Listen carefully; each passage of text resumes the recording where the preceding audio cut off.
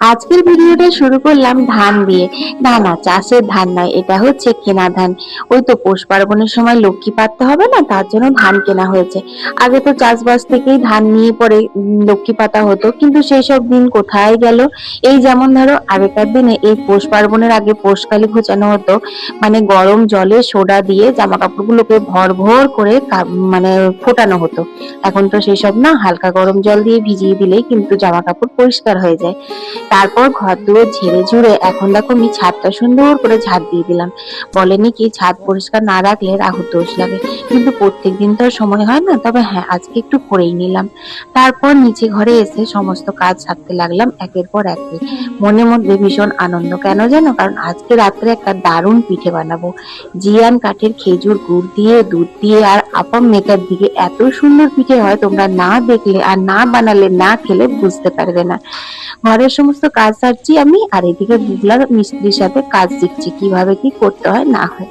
যাই হোক, চলো আজ না অনেক দিন পর বানিয়েছি টমেটো আলু পোস্ত। টকটক ঝাল ঝাল নুন নুন এই পোস্ত দিয়ে ভাত যা সুন্দর লাগে না বন্ধুরা। তবে আজকে বুগলার আর বুগলার বাবার বাইরে এক জায়গায় নিমন্ত্রণ রয়েছে, সেই জন্য আমাদের শাশুড়ি করে রান্না, আর আমি আমার নিজের জন্য একটা হাঁসের ডিম ভেজে নিলাম। অনেকদিন পর যেন কড়াইয়ে এরকম ছোট্ট করে গোল করে ডিম ভাজলাম।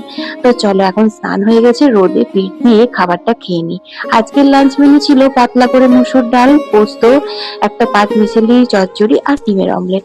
তারপর সন্ধ্যেবেলায় এসেছি আপাম মেকার নিয়ে। বুগলাও হাজির, বলছে আমি পিঠে বানাবো তুমি নয়। এখানে আতপ চালটা নুন দিয়ে পেস্ট করে নিয়েছিলাম, তারপর দেখো এখানে সুন্দর করে ফেটিয়ে নিলাম। আপাম মেকারে একটুখানি অয়েল ব্রাশ করে তারপর এখানে ব্যাটারটা দিয়ে দিচ্ছি। আমি কিন্তু কোনো কিছু মিক্স করিনি, শুধু আতপ চালের গুঁড়ো। তারপর এখানে দেখো দুধটা একদম ঘন করে জাল দিয়ে নিয়েছি, মানে ওই 2 কেজি দুধটাকে 500 করেছি, বুঝলে। তারপর দিয়ে দিলাম জিয়ান কাঠের খেজুর গুড়। এরপর আপামগুলোকে তুলে দুধের মধ্যে মিনিট 10 মতো ফুটিয়ে নিলেই কিন্তু রেডি হয়ে যাবে আপাম মেকার দিয়ে দুধ পিঠে। ওফ, কি যে স্বাদ হয়েছিল বন্ধুরা, তোমাদের বলে বোঝাতে পারবো না, অনেকগুলো হয়েছে জানো তো। তারপর এটাকে কিন্তু খানিকক্ষণ রেস্টে রাখতে হবে। মোটামুটি ঘন্টা খানেকের পর দেখছি এই রকম লুক এসেছে, কি লোভনীয় না। আর লোভ সামলাতে পারলাম না, একটা টেস্ট করতেই হবে। একটা পিঠে অল্প একটু দুধ নিলাম, দুধটা তো আরো ঘন হয়ে গেছে পিঠে দেওয়ার পর। তারপর মুখে এক কামড় দিতে না দিতে সেই স্বাদ, বুঝলে, সেই স্বাদ। চলো, তোমাদের ভিডিওটা ভালো লাগলে লাইক করে দিও।